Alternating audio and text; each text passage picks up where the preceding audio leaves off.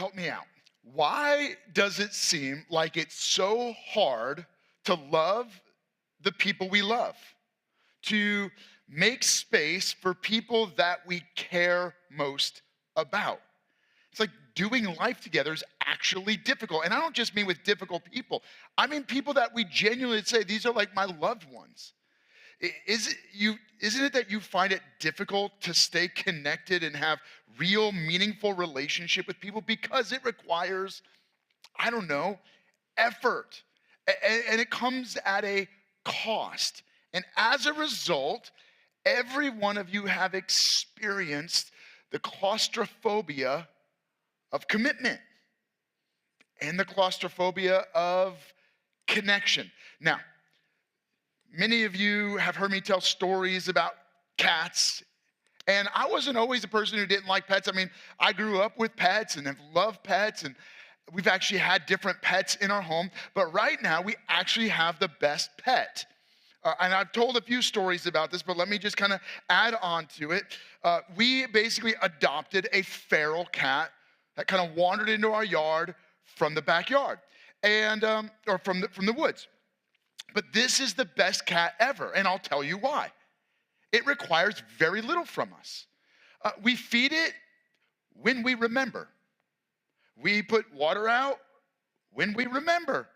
And if we don't, it'll just go to a neighbor's house and get food. And if that doesn't work, it'll go in the woods and it'll get food. Meaning it's gonna be perfectly fine. So it's a relationship that works. It keeps our yard clear of vermin, and we generally take care of it. And I really like this. When Laura opens the door to put water out or put food out, the cat will kind of walk in the house, and I'll go over there and I'll pet it for a few moments, and then I'm done. I got enough. I got the cat fixed for about 30 seconds, and then I'm like, all right, leave. And then it does. And we have a great relationship. Why? Because it costs me very little, and it does what it's supposed to do. And to be honest with you, if it overstays its welcome, I just pick it up and I put it out of the house. Now, the girls have a lot more compassion. The boys kind of think it's funny. But, people are not pets. The truth is, some of you treat your pets better than you treat the people in your life. You have a greater connection to your pets than people that you should be connected with. Now, I get it. If some of you go to a restaurant and you hear a parent or you see a situation where there's a child crying and maybe you feel like the parent isn't attending to that child enough. Now, usually those are the same people, meaning the people that are judging that parent are also the ones who take better care of their pets than the people in their life. Just saying. All right, some of you are like, ooh. All right, listen to me, right? So you get this parent who's like, maybe you don't feel like is giving enough attention to their children. And I will tell you, this is why Laura and I just don't bring our kids out to restaurants. Because we don't want to be judged when our kids are, flipping tables over. I'm kidding, kind of. Here's the thing, right? Like, because we know in our home, as we're raising our kids, there's times when you kind of have to interpret between whining and complaining, a cry, which can happen for a variety of different reasons, and like a genuine, desperate, death-curdling cry, or that middle of the night, something is seriously wrong cry. And so we get used to interpreting this, and you've heard me say this before, but as a result, parents can seem a little indifferent to the needs of their kids, and we're not, but just it looks like that when you're at the restaurant and you're wondering why the parent is attending to a crying child. And I would say this, though. I think we all have a tendency to become indifferent. I'll tell you why. Because often we're more connected to our devices than we are to people. And there's this gap. Because we're so connected, we're disconnected from others. In a hyper-digitally connected world, we have a difficult time making real connections with people. And I'm not blaming technology. What I'm saying is it's always actually been challenging. Because relationship is challenging. Because relationships require commitment. They require connection. They require effort. They require time and investment. And so as a result, we ignore and we become indifferent We close ourselves off to real and meaningful relationship, to caring about others. Part of that is because we care about ourselves. I don't have time for the pet. I don't need another mouth to feed or another person who needs attention in my life or in my home. And believe it or not, we're not the first ones to wrestle with this reality.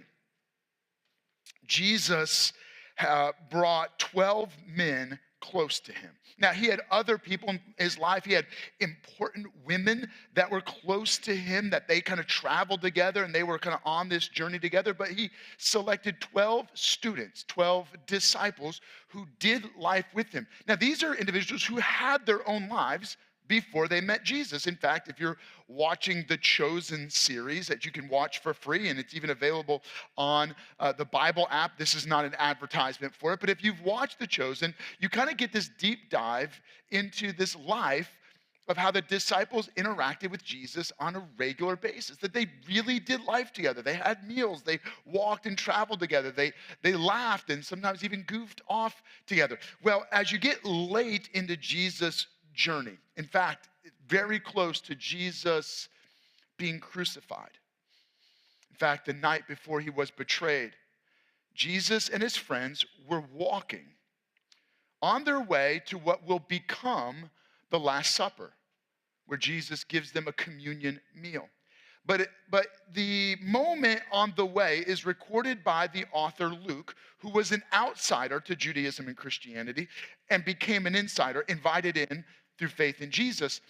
He records this story that as they're walking, and it's recorded Luke chapter 22, verse 24, he writes this, that a dispute also arose among them, among the disciples, about which one was considered to be the greatest. So imagine this. They're walking on their way. They're on their way to celebrating the Passover meal. They're on their way where Jesus is to lead them in this Last Supper communion moment.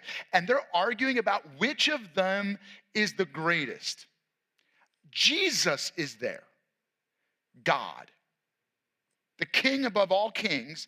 And so they all know, right? Like, we're not worthy of the rabbi, but which of us is kind of like second in charge? And you kind of see that struggle kind of played out in the Chosen show, kind of them posturing, them positioning themselves as kind of like who's in command when Jesus is away, and then who's right after that person. So that's kind of what's going on.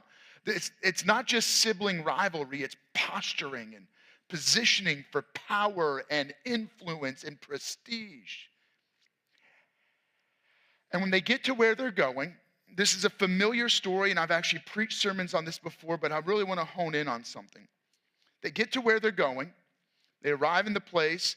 Customarily, when you arrive, there's a servant waiting at the door to wash people's feet. Why? Because as they walk, they're on dirt roads where farmers travel and people, it's an agrarian society, so there's a lot of nastiness on the road. And so it gets on your open, through your open-toed sandals, it gets on you. And so it was rude to walk into somebody's house on their ornate carpets with those kind of nasty feet. And so a servant would be there to wash the feet. If there was no servant, then usually the youngest among them, the youngest child, the youngest person, would wash the other's feet.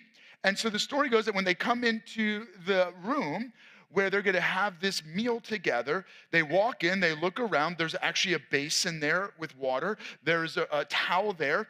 But each one of them looks around, walks in the room, and then sits down. In essence, they would rather have dirty feet than to serve the other. And so the story continues. All of them walk in, and then Jesus comes in. And in John chapter 13, it says this, that Jesus knew that the Father had put all things under his power. That he had come from God and was returning to God. So he got up from the meal. So now Jesus is in, they're all there. They're all actually sitting down to eat, and they begin to eat maybe. Jesus got up from the meal, took off his outer clothing, wrapped a towel around his waist, and after that he poured water in a basin and began to wash his disciples' feet, drying them with the towel that was wrapped around them. They would rather be seen as important than get filth off their feet. They weren't willing to clean themselves, let alone care for someone else. And maybe that's the struggle with you in relationships. You're having a tough time even looking out for your own mental health and your own emotional well-being, let alone meeting the needs of others. And so you keep people at a little distance. You have a hard time making real connections and having meaningful relationships. Because who knows, it might risk your fragile mental health or your fragile emotional state. And I'm not calling you out. I'm saying we all struggle with maintaining and developing real, meaningful relationship. But in this moment, we get a glimpse into not just the way of Jesus, but the teachings of Jesus, this new, radical, and different way. And God is inviting us to allow that way to get down inside of us, that we become more like Jesus. Well, if we're going to become more like Jesus, what are we going to do? What does Jesus do? He puts others first. He puts others first who are posturing. He puts others first who are unwilling to put others first. He puts others first who want to put themselves first.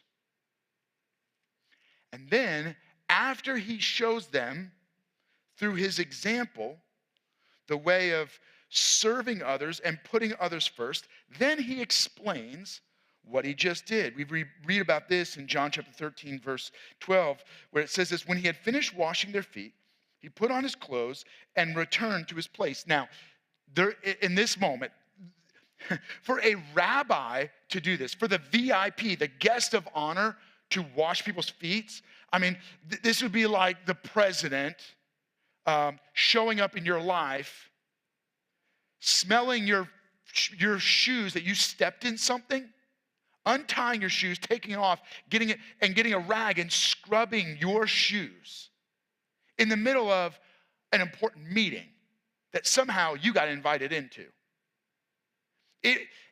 Even that doesn't capture it really well, because we're talking about the King of Kings, the Son of God. They're shocked. They're staring at Jesus like, what is about to happen? Why did he just do this? And so it says that he puts his clothes back on. He returns to his place. Do you understand what I have done for you? He asked them. No. We have no idea why you just did what you did. He goes, you call me teacher and Lord, and rightly so. I'm not just your rabbi, your Lord, your God. I'm the Messiah, the chosen one, the King above all kings, and rightly so, for that is who I am. And he goes, now that I, your Lord and teacher, have washed your feet, you also should wash one another's feet. Now, do you think this is about the institution of washing feet? Should we as a church do foot washings? There are traditions that do this before you panic and run out. The goal of this is not to get the disciples to grab the basin and wash each other's feet. The goal is to have the heart, something to fill your life, an attitude, a mindset, a perspective that you're not waiting for someone else to grab the basin to wash your feet. It's not about the sacrament or an institution or a tradition of foot washing. It's about a posture in your heart of putting others first and a willingness to wash someone else's feet rather than to demand and expect someone to wash your feet. Now, Jesus not only washes their feet, but he offers an invitation. See, Jesus didn't come to wash people's feet. He came to wash people's hearts. As nasty as the filth on their feet must have been, 12 guys walking down nasty, dirty roads have really nasty feet. For any of you that you spent plenty of time in a locker room, guys can be kind of nasty and smell over time. Jesus did not come to wash filth off their feet, but off of dirty, filthy hearts. As gross as feet get through the normal activity of life, our hearts get much worse. And we're bent toward filth because something inside of us is already corrupted spiritually. We're separated from God because of sin. Sin is a filth that fills our hearts, our souls. And when we're separated from God because of sin, we live a life of filth and dirt. It infects and affects our relationship with others. It corrupts how we look at our life, how we look at people. It dirties our soul and leaves us on a life course of ruin, destruction, judgment because of this life of sin. So God, who was unwilling to spend eternity without us, came to us to wash us in order to invite us into relationship with him. In fact, at this meal, after Jesus washes their feet and teaches them about the idea of being, he goes, as I've done this, so you should do it as well. He goes on to talk to them about how he's going to be betrayed. And then he leads them in a meal. They eat together.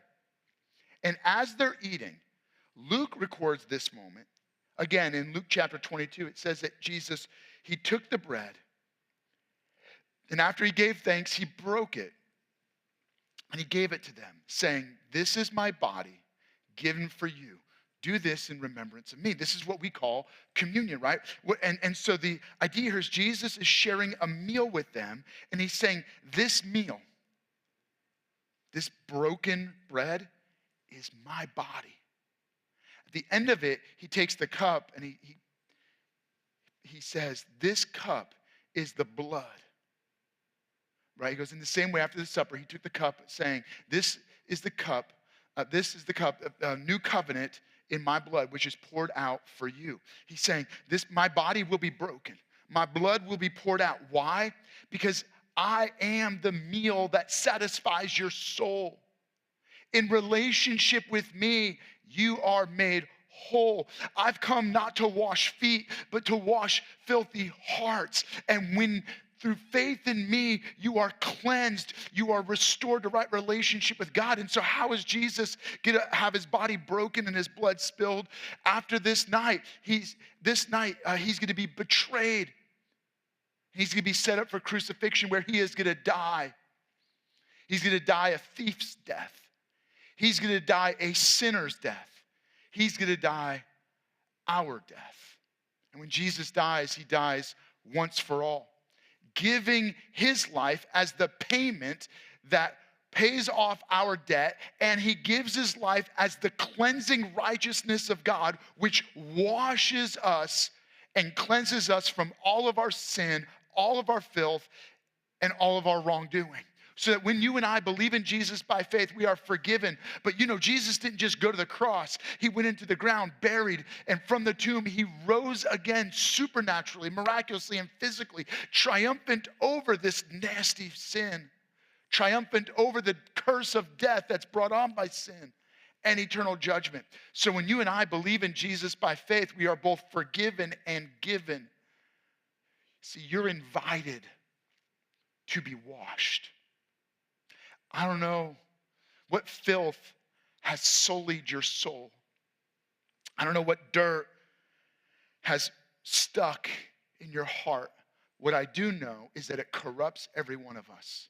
It ruins us. It ruins relationships. It cuts us off from others. It leaves us in a place that feels stuck and even indifferent toward God and others. And you and I, what we need is the beautiful washing that comes from faith in Jesus. And if you're ready to receive that right now, to receive forgiveness and to be given new life, the only thing you can do is let Jesus wash you. He doesn't need to kneel down and wash your physical feet. His Spirit wants to come and cleanse your heart and wash you of sin and give you this new life and forever life. And the only thing you can do is receive.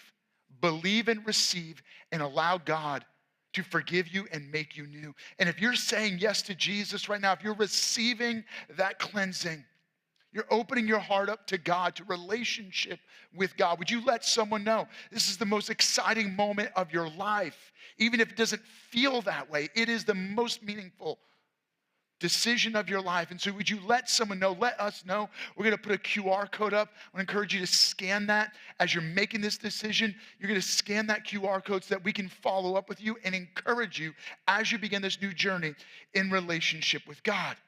Now, you're saying yes to Jesus. Here's what that means. God came not to demand anything of us, but to give. God came not to expect us to do what's right. He didn't come pointing a finger. He did not come demanding to be served, but to serve and give his life as a ransom for others.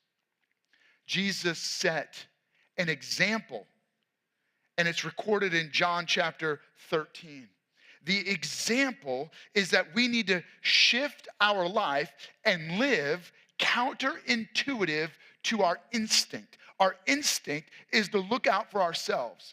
Our instinct is to see people as in our way, or when the relationship starts to cost us too much, we start to see them as inconvenient, and we all have felt the claustrophobia of commitment, but not Jesus. Jesus slowed down for people. Jesus had time for people.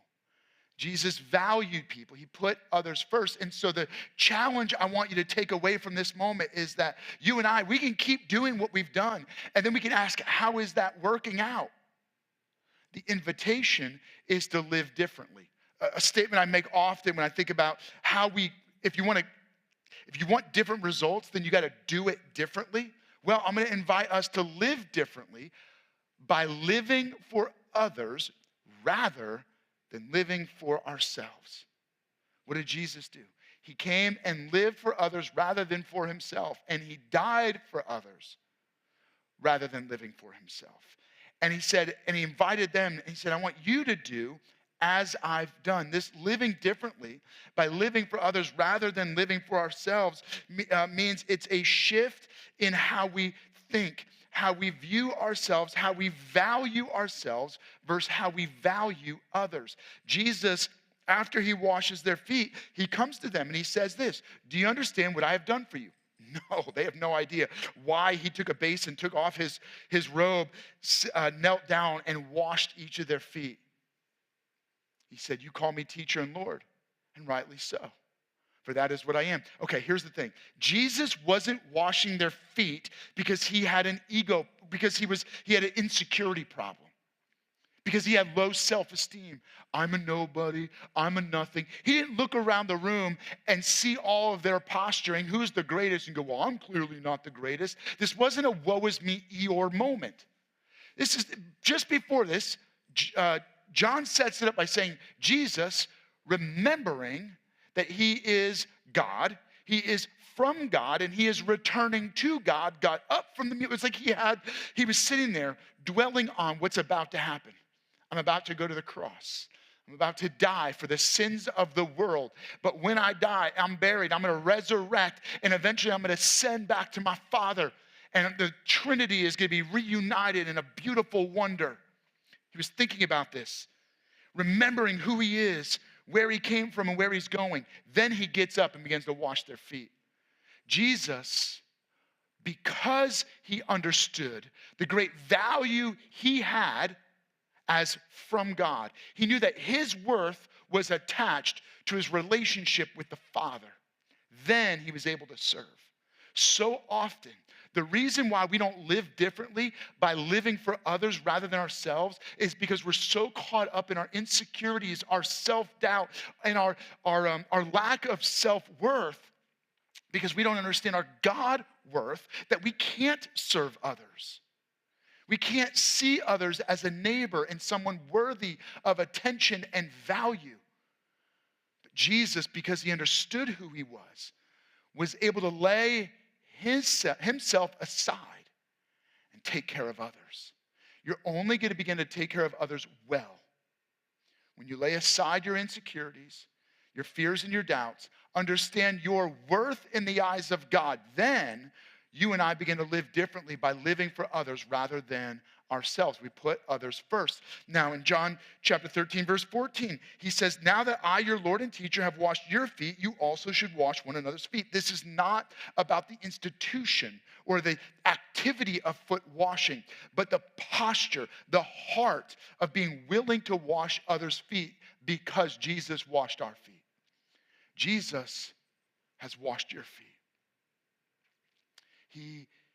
His life, the cleansing water that scrubs away the filth in our soul, that washes the dirt from our hearts. And so the application is this.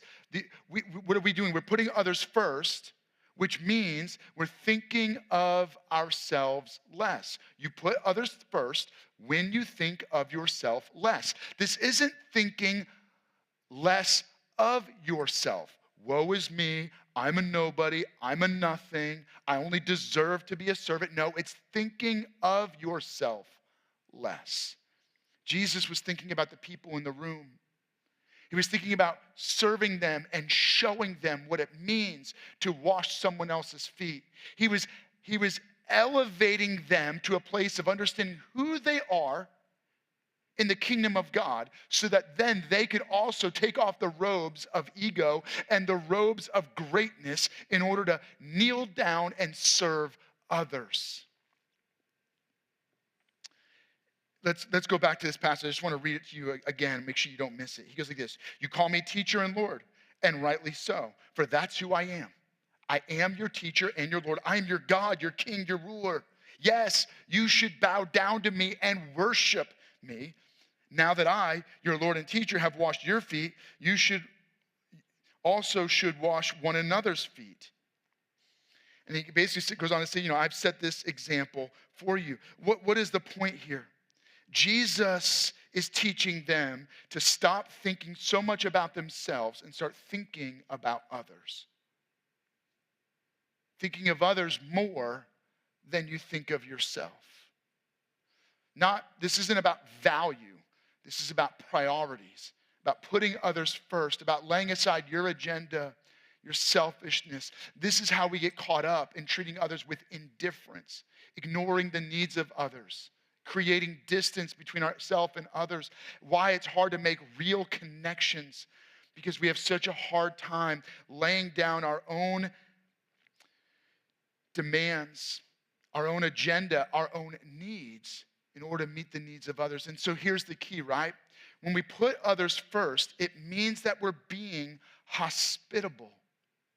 That's right. In another writing, the Apostle Paul writes and says we need to give ourselves to hospitality.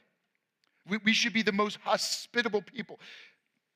Individuals who believe in Jesus, Christians who have faith in Jesus Christ, believe that Jesus came from heaven to earth. God became a man. He humbled himself, became a servant with the goal of dying on a cross, rising from the dead to give us new and forever life. Jesus flung wide his arms in the greatest expression of hospitality. In John chapter 13, we have the record of Jesus being not a host, but a servant, caring for those at the table, serving them, looking out for them, meeting their needs. In essence, welcome home to the family of God, because that's going to be the expression of eternity, right? God welcoming us home into his home in heaven.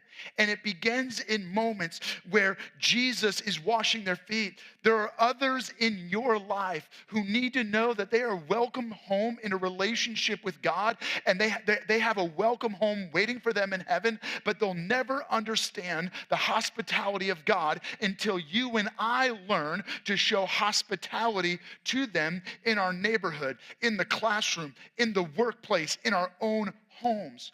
Where do people in your life seem like strangers at work? They're strangers in your neighborhood. And it's time for you to show an expression of hospitality by simply getting to know them. Yeah. Let's take a moment right now. Do you know the names of your immediate neighbors? Do you know the names of the people that work near you? Do you know the name of the person that you buy coffee from almost every day? And if you know their names, do you know anything about their story? Have you taken a moment to ask them about, are they married? Do they have kids? Maybe you simply say, how can I pray for you? Right? That's expressing hospitality. But it takes another step, right? Because hospitality means Jesus was serving. And so we put others first. That's preferring others above ourselves. And preferring is serving. How do we serve others? And it doesn't stop there. What motivates Jesus to prefer and serve? What motivates Jesus to put others first and show them hospitality? It's right here, John chapter 13, verse 1. John writes, having loved his own who were in the world, he loved them to the end. Jesus is motivated by love.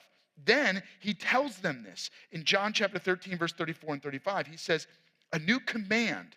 Listen to this. Jesus doesn't say a new suggestion, a new idea, a new meme, a new post, a new thought, a new command, like the 10 Commandments command. A new command I give you, love one another. As I have loved you, so you must love one another. By this, everyone will know that you are my disciples if you love one another. How will people ever know the love of God unless they experience the love of God through the way we love each other and we love people who are far away from him? See, putting others first, showing hospitality, means showing and sharing God's love. Showing and sharing God's love with people that are in our immediate sphere of influence and people that are far from him. See, putting others first is preferring, and preferring is loving. Love requires humility. We show and share the love of God through the acts of humility that demonstrate themselves in serving and caring, looking out for others more than ourselves, looking to meet the needs of others. And this is expressing God's love. Let me be really clear. Since this is a command, it is not complicated. It's just challenging. It's not complicated to share and show God's love. It's just challenging to do it. Why? Because it requires us to put others above ourselves. And we have an instinct and an ego that constantly is trying to posture and put ourselves above others. You could spend 3 years walking and living with Jesus and still have this instinct to put yourself first and to argue about who's the greatest, thinking you're the greatest. You could be following Jesus for a long time and still have this ego that tries to stand up to demand to be served rather than to serve. You can have a pride that in you that rises up and expects others to wash your feet rather than you taking the bowl and the towel and washing someone else's feet. So can I challenge you right now? How can you become the kind of neighbor? I mean, won't you be a good neighbor by simply putting others first, showing hospitality? See, live differently. Live differently by living for others rather than yourself. And when you do that, you put others first. You show hospitality. You serve and you love well. How can you love the people immediately around you in your sphere of influence? Can I challenge you and encourage you right now? Let's take a moment and let's pray together. In fact, I'm going to encourage you to say it with me. That's right, Frederick, Chambersburg, Hagerstown, let's say this together right now, right? I'm going to have you pray with me. So repeat after me. I'm going to say a phrase and then you're going to say it. Dear Jesus, help me to love others well. Help me to put others first. Help me to live differently. By living for others rather than living for myself. Help me to share and show your love with those that I interact with every day. In Jesus' name, amen.